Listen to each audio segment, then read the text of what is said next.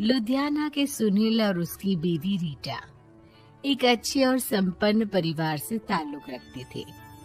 एक दिन रीटा की भाभी उसके घर आती है। रीटा, तुझे तो पता है तेरा भाई कुछ नहीं करता, ऊपर से 2 बच्चों की जिम्मेदारी, बेटी भी बड़ी हो गई है। तू तो बुआ है, कुछ मदद कर सकती है तो कर देना। कहाँ पैसे हैं भाभी, बस समझ लो किसी तरह हम लोग भी दिन काट रहे हैं। 2 ही तो कार है और मेरी बेटी भी बड़ी हो रही है। अब उसके लिए कार लेनी है तो 10 लाख का खर्चा तो लग ही जाएगा। तभी वहाँ सुनील आ जाता है। अरे शशि, क्या है? तू हमेशा पैसों के लिए परेशान क्यों रहती है? वैसे क्या जरूरत थी बेटी की शादी इतने बड़े घर में तय करने की? अरे पैसे नहीं थे तो ऐसे ही कर देती कहीं शादी। इतने बड़े होटल में क्यों कर रही है शादी? लेकिन यहाँ तो मामला शादी का है, डेट तय है। दरअसल तेरे भतीजे के पीएफ के पैसे आने हैं, पर उसमें देर हो रही है। जैसे ही पैसे आ जाएंगे मैं तेरे अकाउंट में डलवा दूंगी। ठीक है, हम लोग सोचकर बताएंगे। तभी वहाँ भतीजा आ जाता है। फूफा जी, आप लोग ही मदद कर सकते हैं, वरना तो कैसे काम होगा समझ में ही नहीं आ रहा। मैं वादा करता हूँ जैसे ही पैसे आ जाएंगे मैं आप लोगों को वापस कर दूंगा। हाँ भाई, ठीक है। अब देख भाई, हमारे लड़के तो सारा दिन घर पर पड़े रहते हैं, ना कमाते हैं ना कुछ कमाने की इच्छा रखते हैं। लेकिन चल, ये ले, कितने पैसे चाहिए? जी 4 लाख रुपए। ठीक है, लेकिन पैसे ध्यान से वक्त पर वापस लौटा देना। सुनील मुसीबत के वक्त बीवी के भतीजे की मदद तो कर देता है, लेकिन उन लोगों के जाने के बाद देख ले रीटा, तेरे मायके वालों ने मांगा तो दे दिया, वरना इन लोगों का मुझे कोई भरोसा नहीं है। अरे क्यों भरोसा नहीं है? इससे पहले तो कभी इन लोगों ने आपसे मदद भी नहीं ली। हाँ, ली तो नहीं, लेकिन पैसे की किल्लत ही रहती है ना इन लोगों के पास। अरे ठीक है ना, नहीं लौटा पाए तो भतीजी के ससुराल से निकाल देंगे। सुना है बड़े घर में शादी हो रही है। सुनील और रीटा पैसे तो दे देते हैं, लेकिन अगले रोज ही। हाँ भाई साले साहब, क्या हाल है? ठीक हूँ जीजा जी। क्या बात है, सालों बाद आपका फोन, जरूर कोई बात होगी, बताइए ना। अरे वो तेरी बड़ी भाभी आई थी, बेटी की शादी कर रही है ना, तो पैसे लेने के लिए मैंने दे दिए 4 लाख। सोचा भाई किसी गरीब की बेटी की शादी हो रही है, पुण्य मिल जाएगा। अच्छा किया जीजा जी, उनका बेटा बहुत मेहनती है, जल्द ही लौटा भी देगा। वहीं रीटा भी फोन करके हर किसी को पैसे देने की बात करती है। रीटा की भाभी शशि के पास उसके भाई का फोन आता है। तूने सुनील से पैसा लिए हैं क्या? नहीं भाई, सिर्फ बात की है, बोल तो रहा है कि दे देगा। वो लोग मदद करने वालों में से नहीं है, और मदद कर भी दे लेकिन समाज में गा गा कर हालत बुरी कर देते हैं। अब गाने दीजिए ना भाई, मैं क्या कर सकती हूँ, मेरे पास कोई ऑप्शन भी तो नहीं है। बेटी की अगले हफ्ते शादी जो है।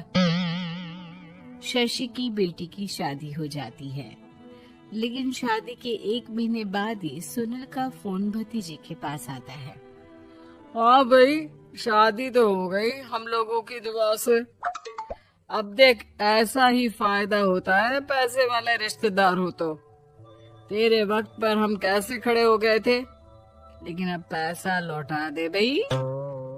जी, मैंने पीएफ के लिए अप्लाई कर दिया था, उसकी नोटिफिकेशंस मैं आपको भी भेज देता हूँ। मुझे लगता है 10 दिन में पैसे आ जाना चाहिए। जैसे ही पैसा आएगा मैं आपके अकाउंट में डाल दूंगा। और ना जी ना, कोई नोटिफिकेशन नहीं चाहिए, पैसा चाहिए, पैसा। अब ठीक है अंकल, बस 10 दिन का समय दे दीजिए। अभी हफ्ता भी पूरा नहीं होता कि भतीजी के पास उसके गांव के दूर के चाचा का फोन आता है। अरे बेटा क्या बात है, सुनील के कोई पैसे ले रखे हैं तो दे क्यों नहीं देता? हाँ चाचा जी, बात तो हुई थी, 10 दिन का वक्त मांगा है, उम्मीद है हो ही जाएगा। अरे फोन कर रहा है, रोज बता रहा था कि बेटी की शादी में मदद की थी। अब क्या है ना, भले ही शादी 10 दिन रोक देते लेकिन सुनील से मदद नहीं लेनी चाहिए थी। याद है ना, मधु की मदद करके कितना बदनाम कर दिया था उसने पूरे घर को सोसाइटी में। हाँ चाचा जी, मैं भी यही सोच रहा था कि उन लोगों से मदद नहीं लेनी चाहिए थी। कई लोगों के फोन आ चुके हैं। वही रीटा अपनी भाभी को फोन कर देती है। क्या है भाभी, कब पैसे लौटाओगी? पता है ना ये कितना बोल रहे थे, तुम्हारे बोलने पर मैंने पैसे दिए हैं। भाभी अब तो आपके बेटे की कार बेच दो और हम लोगों के पैसे दे दो। अरे लेकिन रीटा, बात तो 3 महीने की हुई थी ना, अभी तो 2 महीने भी नहीं हुए पैसा लिए, थोड़ा तो सब्र करो। नहीं नहीं भाभी, वैसे मेरा बेटा डिक्कू आ रहा है आप लोगों के घर रहने के लिए, उसको अच्छे से खिलाना पिलाना, समझी? भाभी को समझ में नहीं आता कि वो क्या करे। वो बेटे से बात करती है। अरे माँ, इन लोगों से मदद लेकर सच में बहुत बड़ी गलती कर दी। मुझे खुद समझ में नहीं आता कि कैसे इन लोगों के पैसे जल्द से जल्द दे दूं। तभी डोरबेल बजती है और रीटा का बेटा डिक्कू घर में आता है। आओ बेटा, मामी के घर पहली बार आए हो रहने? आप पापा बोल रहे थे कि आप लोग पैसे का ब्याज तो दे नहीं पाओगे, तो तब तक मैं यहीं रह लूं। और हाँ, मैं एसी के बिना नहीं सो पाता। आप लोग अपना देख लेना और पैसे जल्दी लौटा देना, क्योंकि मैं थोड़ा जल्दी जाना चाहता हूँ। रीटा का फोन शशि के पास आता है। भाभी, पैसे कब तक दोगे? बेटी की विदाई के बाद शशि के घर का माहौल बिल्कुल बदल जाता है। वो हर वक्त बेटे से उसके पीएफ के पैसे पूछती, और पीएफ यानी कि सरकारी काम आजकल में पूरा 1 महीना और बीत जाता है। भाभी, मैं और ये अमेरिका जा रहे हैं, घूमने के लिए पैसों की बहुत जरूरत है।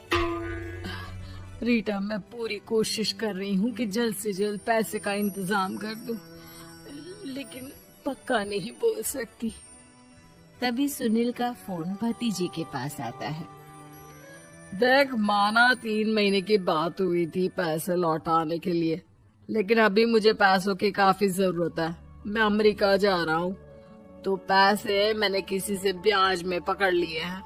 तू हर महीने 4 लाख का 20,000 ब्याज डाल देना मेरे अकाउंट में। सुनील फोन रख देता है, लेकिन भतीजा काफी परेशान हो जाता है।